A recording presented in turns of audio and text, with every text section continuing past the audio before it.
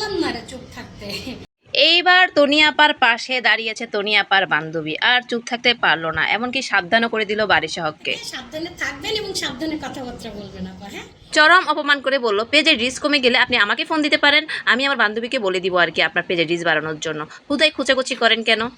পেজের রিচ কমে গেলে বলবেন, আপনি একটা ফোন করবেন আমাকে। বারিশা হক নিজেই জানে না কোনটা মার্সেল আর কোনটা চর্বি, যে এই জিনিসটাই জানে না, সে আবার ফ্যাশন সেন্স বুঝাইতে আসছে আমার বান্ধবীকে। হ্যাঁ, আমার বান্ধবীর এত সময় নেই ওরে নিয়ে কথা বলার।